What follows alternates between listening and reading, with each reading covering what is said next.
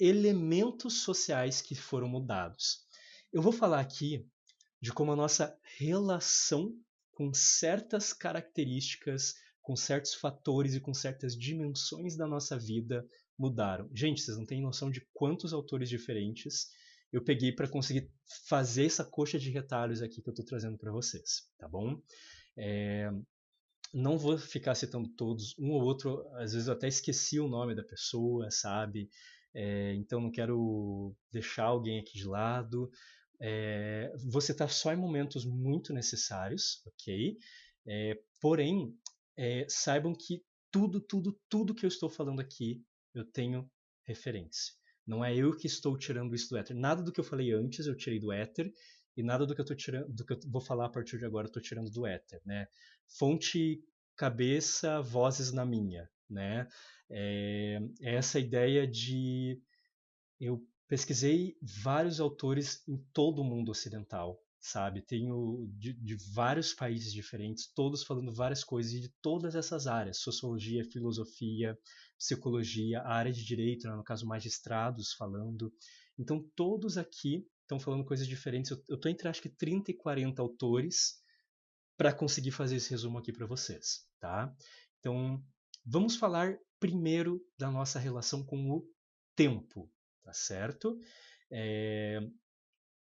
Urgência e disponibilidade começam a virar marcas essenciais dentro da cultura do management, tá? A gente já saiu da gestão, agora a gente está falando da cultura. Isso está dentro das empresas, mas está na nossa vida, está no nosso sistema educacional, está na mídia, está no nosso tempo de lazer, está nas nossas relações. Então, urgência, tudo é urgente, tudo é para ontem.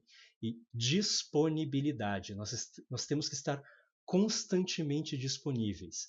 Disponíveis para os outros, disponíveis para as oportunidades, disponíveis para tudo, né? Inclusive, isso começa a ficar piorado, vamos dizer assim, amplificado num nível insano com as novas tecnologias, né, as TICs, né, tecnologias de informação e comunicação. Inclusive, eu não estou com o livro dele aqui na hora. Queria mostrar aqui. Tem um colega psicólogo que fala muito sobre isso, tá? O Victor Vysock, certo?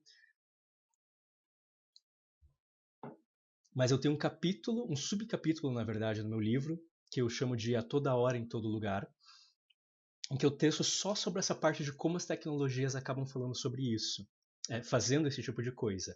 Aumenta a urgência das coisas, aumenta a necessidade de disponibilidade, né? Se vocês forem ver um filme hollywoodiano de algumas décadas atrás, a pessoa está lá fora do trabalho e ela recebe uma mensagem no pager dela, né? Tipo, preciso de tal coisa e tal, beleza. Cara, muito começou ali, né? Aquela coisa de a gente começa a ser chamado para o trabalho fora do trabalho. A fronteira entre a vida profissional e pessoal começa a ficar cada vez mais nublada, mais porosa, como alguns autores acabam falando. E essas novas tecnologias são maravilhosas em vários sentidos. Mas dentro da cultura gerencialista, elas são usadas para deixar a gente ainda mais disponível. E tudo com muito mais urgência. Toda a globalização misturada com as tecnologias de informação e comunicação, elas fazem com que, de novo, vamos falar dos gestores também, que estão muitas vezes nesse sofrimento sem nem saber que estão fazendo também mal para eles mesmos e outras pessoas. O cara que é dono da empresa, o gestor e tudo mais, ele pensa, cara, se a gente não lançar esse produto rápido, alguém do outro lado do mundo vai lançar antes de nós. A gente tem que correr, trabalhos estão em jogo, eu estou fazendo bem por todos aqui, porque senão a gente vai ficar para trás e a gente vai ter que cortar gastos, a gente vai ter que cortar algumas pessoas aí. Então eu tô pensando no bem de todo mundo, sabe? Olha que coisa tensa, né? Como toda situação parece um escárnio, né? E daí o cara que tá lá trabalhando pensa, putz, cara, se eu não estiver trabalhando e me especializando e melhorando, porque hoje em dia a carga de se especializar já não é mais da empresa, mas assim do funcionário, né? De fazer educação continuada, infinita, eterna, super duper, que ele sempre tem que ter, né? Se ele não estiver fazendo isso, se ele não demonstrar resultados, se ele não bater as metas, ele sabe que ele pode ser substituído por um cara trabalhando online lá na China que pode pegar o trabalho dele muitas vezes, sabe? Então é uma coisa muito insana, tá todo mundo assim, tipo, cara, fudeu, A gente precisa fazer porque está tudo correndo o tempo inteiro, né? E aí, essa eu vou até citar, foi o Seligman Silva. Seligman Silva que usou essa frase aqui.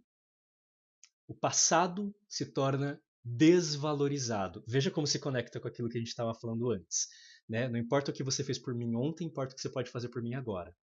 Um presente fugaz.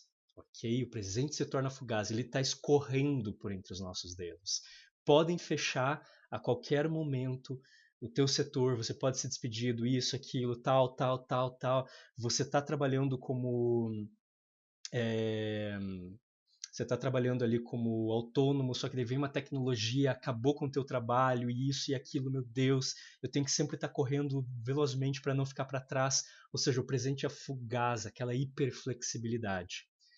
E o futuro é incerto, ok? O futuro é incerto no sentido de tudo pode mudar. Parece a rádio do Band News lá, né?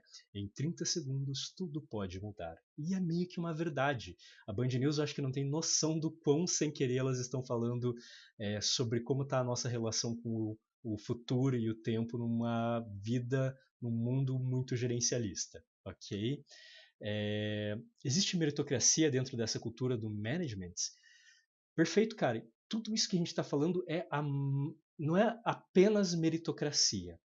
É uma evolução da meritocracia, vamos dizer assim. É uma meritocracia 2.0. É uma meritocracia mais hardcore, mais megazord, entendeu? Ela junta com outras coisas e se torna algo a mais, certo? Isso tudo é muito meritocracia. Só que é uma meritocracia que veio lá junto daquela ideia da individualização e da autorresponsabilização do self-made man. A ideia do self-made man está muito baseada na meritocracia. Eu acho que até foi uma falha da minha parte aqui não ter trazido mais claramente essa palavra até agora. Muito bem lembrado. Então é bem essa ideia, né? Passado desvalorizado, um presente fugaz e um futuro incerto. Como eu vou me conectar com o tempo? Como eu vou me conectar com o meu momento presente? Como eu vou me conectar com a minha história se ela não tem mais valor para todo mundo ao meu redor? Como eu vou me conectar com os meus planos futuros? Se tem tanta coisa acontecendo que eu não consigo fazer planos futuros. E a relação com o tempo é uma parte muito essencial para a nossa identidade enquanto ser humano. E se a gente não consegue se conectar com o presente, com o passado, com o futuro, começa a ficar muito complicado. E aí o que vendem pra gente na internet e tudo mais, é só você aprender a meditar para ficar um pouco mais no presente. Aquela ideia é bem, eu quero deixar bem claro, mindfulness também foi aproveitado pela psicologia, tem partes do mindfulness que tem muita coisa legal de saúde mental e tem cientificidade em boa parte do mindfulness, tá, galera? Porém, tem um mindfulness, assim, uma versão mais aguada do mindfulness, que é aquela ideia. Sabe como você vai responder? Vai resolver tudo isso aqui que é um problema social gigantesco? A resposta está em você. A resposta sempre está em você na cultura do management. Né? O que você vai fazer? Você vai relaxar, você vai meditar, você vai fazer um retiro. Não estou falando que é ruim relaxar, não estou falando que é ruim meditar, não estou falando que é ruim fazer um retiro espiritual, gente. Não é esse o porém. Essas são coisas que podem ser maravilhosas, dependendo de quais são os seus valores, de quais são as suas espiritualidades. Porém, não é isso que vai resolver tudo. É aqui que está o problema. Vendem pra gente, daí vendem um curso ou alguma coisa assim, né? Vem o coach, vem aquela coisa, né?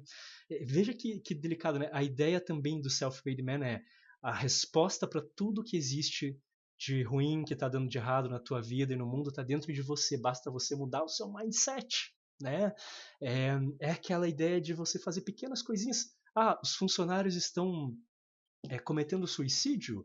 Vamos colocar uma sala de descompressão com uma mesa de ping-pong com um PlayStation para os funcionários? Bora! Isso vai resolver tudo. Eles só precisam de um pouco mais tempo de se desestressar. Né? Cara, sala de descompressão não funciona para ajudar em basicamente nada na saúde mental dos funcionários. Quero deixar bem claro. Se você é dono de empresa, não gaste seu dinheiro fazendo isso. Tá? É só para inglês ver, aparentemente porque Margaret Thatcher ficaria muito feliz. Nossa, ok, essa foi longe. Que mais que a gente tem aqui? Vamos falar do Byung-Chul Han, né? Da, do livro da... Ok, a live hoje vai longe, gente. O livro A Sociedade do Cansaço. Ele traz muito essa ideia, como a gente estava falando, tudo urgente, tudo precisa de disponibilidade. Ou seja, a gente começa a se acelerar. Lembra aquela ideia que eu falei que a gente começa a tratar a nossa própria vida como se fosse uma espécie de empresa? Originalmente a gente estava fazendo isso só no trabalho. Eu tenho que ser empregável, né? Eu tenho que ter uma alta empregabilidade. Eu tenho que ter sempre um currículo maravilhoso, um Lattes muito bom acadêmico, uma ideia assim de eu tenho que conseguir lembra flexibilidade, né? Eu tenho que ser empregável em outros lugares. Então a empregabilidade é muito importante. Eu preciso investir na minha empregabilidade e a gente começa a tratar essa nossa empregabilidade como se fosse essa empresa, né? Investimento, lucro, risco, benefício, isso e aquilo. Só que a gente começou a transportar isso para nossa vida pessoal. Aquela ideia de eu tenho 3 horas livres hoje. O que que eu vou fazer? Putz, eu não posso ficar coçando a virilha, né? Vamos dizer assim, eu tenho que render no meu tempo livre. Eu tenho que bater a minha meta de assistir X episódios, né? Vamos dizer assim. Aquela ideia de eu tenho eu tenho que terminar, eu tenho que maratonar essa temporada para sentir que eu fiz valer o meu tempo aqui. E daí, de repente, a gente se pega ali com a mente completamente cansada, com esgotamento, uma estafa cognitiva no momento de lazer, e a gente se pega simplesmente fazendo aquela passagem, né, aquele doom scrolling, que é o nome que a galera deu para isso hoje em dia. E daí a gente está lá e para pensar, puxa, nossa, mas eu passei 20 minutos aqui vendo as redes sociais. Gente, isso é um pecado. Eu podia estar fazendo algo útil nesse tempo. Eu podia estar rendendo, eu podia estar estudando inglês, eu podia estar vendo um episódio da série para bater a minha meta de séries, né, que eu vou assistir. Eu podia estar fazendo qualquer coisa, mas eu joguei o meu tempo no lixo. E a gente começa a se sentir culpado. O problema sou eu. Eu tenho que parar. Eu vou pesquisar na internet. Meu Deus, eu tenho que parar de fazer doom scrolling, né? De ficar perdendo tempo nas redes sociais. O que, que eu faço para isso? Eu preciso de uma lista estilo falecido BuzzFeed de 10 técnicas para você fazer isso. Porque o problema sou eu. E daí a gente nem para perceber que o problema é que o nosso cérebro está tão cansado com essa aceleração e essa autoculpabilização que o cérebro está pedindo arrego e falando, pelo amor de Deus, fica só mais 10 minutinhos sem fazer nada na rede social, porque não é cognitivamente cansativo e está sendo muito bom descansar as minhas capacidades cognitivas aqui. Por favor, não se sinta culpado por isso.